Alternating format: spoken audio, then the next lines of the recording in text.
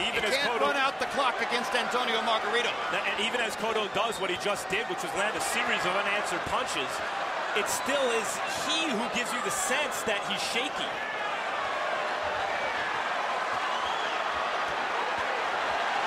Cotto sitting on the middle rope as Margarito fired away with a bunch of punches again. And the next stop from middle rope is the floor. It's the next place he'll be sitting down if he wants to do something similar.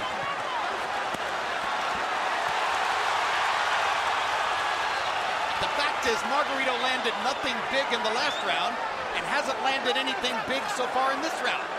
Cotto continues to land the sharper, cleaner punches when he lands. But he's backing away. He's bleeding from the mouth and the nose. He looks tireder than Margarito. All the mental impressions augur in favor of the Mexican star.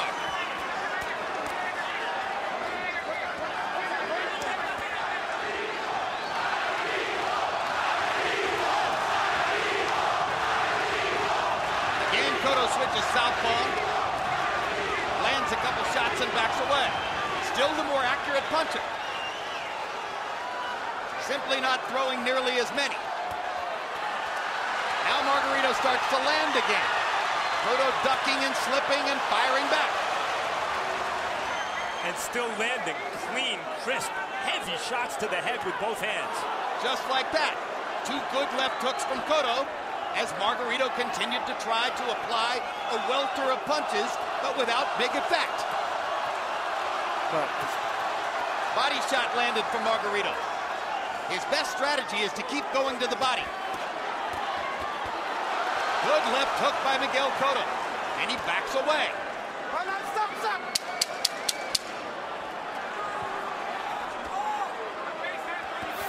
This is a hard round for judges to score.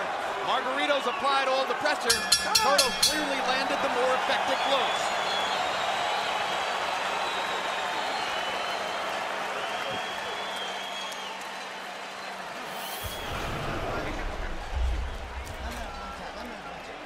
Where's the swell?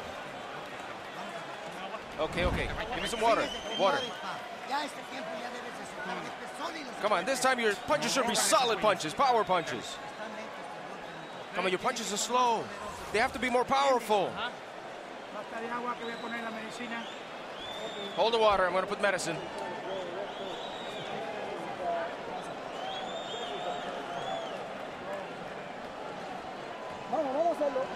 Come on, Cotto, let's go for it. Box him. This is very interesting. You see Margarito landing all of the punches with pressure at one point, and always as usual. Cotto even tired, exhausted, looked like he's about to quit, still comes back with the clean punches. Harold Lederman, who'd you give the ninth to? I gave it to Miguel Cotto.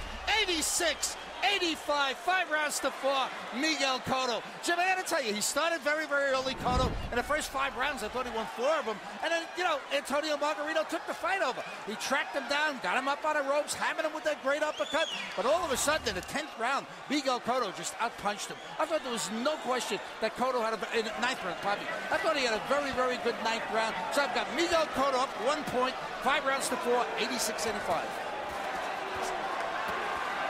We've got 3 veteran Las Vegas judges at ringside tonight with a tough job in front of them as we come down the stretch.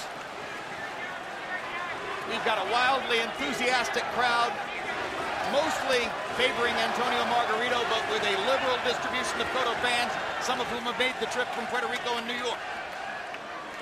We've got a great fight through 9 rounds, as everyone expected would be the case. But you know, when you look at the fact that Cotto got about 5 rounds almost in the bank early in the fight, there has not been a knockdown still officially.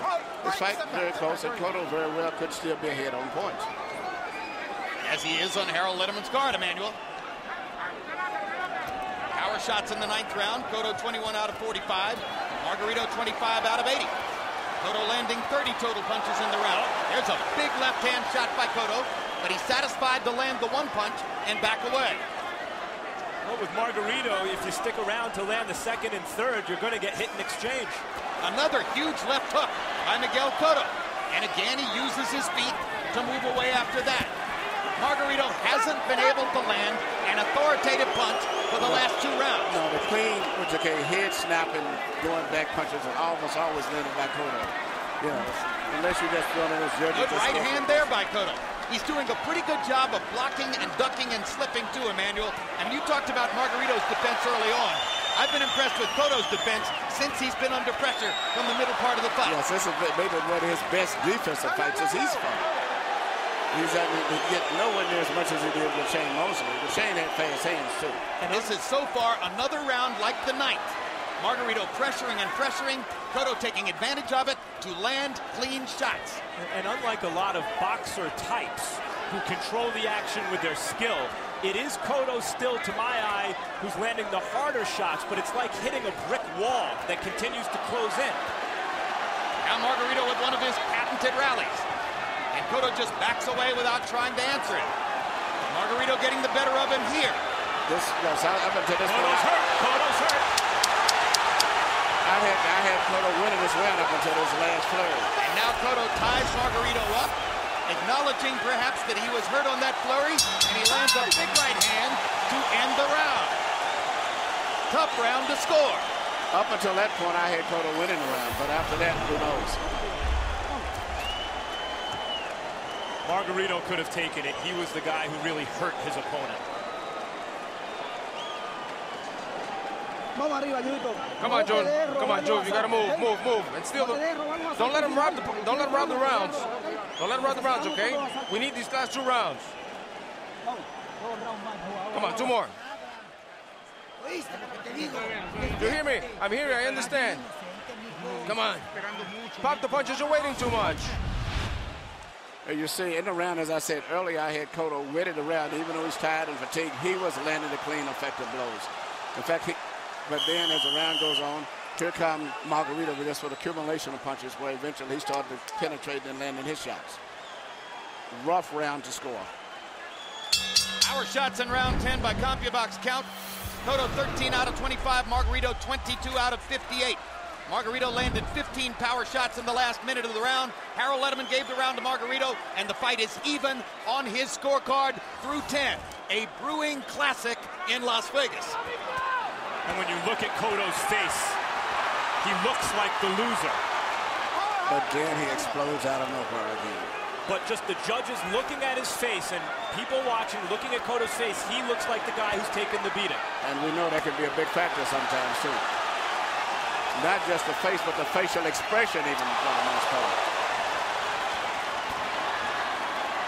11th round of a scheduled 12. I mean, we know Cotto's heavy-handed, and we see him landing these titanic shots, and they don't seem to faze Margarito at all. He's landed the big, clean, head-snapping punches, but never has Margarito been hurt or in trouble in this fight. And it's Cotto who's bleeding from the nose and the mouth, and who's been retreating throughout the entire fight. These are big mental impressions for judges. Those little Margarito short shots on the inside now, Emmanuel. Oh, yeah. And Cotto goes to a knee. Succumbing to the pressure, much the way Zab Judah succumbed to the pressure against him last year. And that knockdown could ultimately be the difference in the fight. Antonio Margarito has finally gotten his man to bend. Miguel Cotto getting beaten up by a bigger man. It's over. He's exhausted, and it's almost over.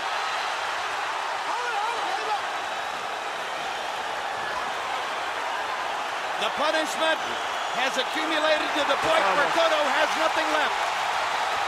There's no point in Kenny Bayless allowing this to proceed. No, it's over. It's over. And Evangelista Cotto's going to throw in the towel. And Antonio Margarito has the victory he's been waiting for all his life. That is a modern boxing classic. An epic fight with an epic conclusion. The first loss of Cotto's career. And another triumph for Mexico in the ongoing war with Puerto Rico. Jim, you said it. It went from an exhibition of skill to an exhibition of will. Just as Salvador Sanchez out-willed Wilfredo Gomez, just as Julio Cesar Chavez chopped down Edwin Rosario and Hector Camacho, so too does Antonio Margarito finally chop down Miguel Cotto.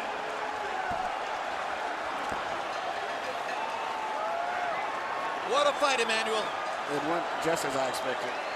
That's why even though Cotto was winning, I knew going down the stretch, hitting a big guy like Margarito. I'm just physically, Margarito, when I was looking at statistics, is equally as big as Cotto in every area except for the thigh. And that's unusual for a guy to have a 4-inch height advantage and have the same size biceps, neck, waist, and hands. That's too much physical strength. Emmanuel, let's take a look at the closing sequence. And this is just a case of Miguel Cotto succumbing to the constant pressure. 2 uppercuts. Yeah. Incidentally, Margarito hit him while he was down. That's supposed to be a big thing here in Vegas, right? Yeah, but right here, the left uppercut, which I always thought was the most effective punch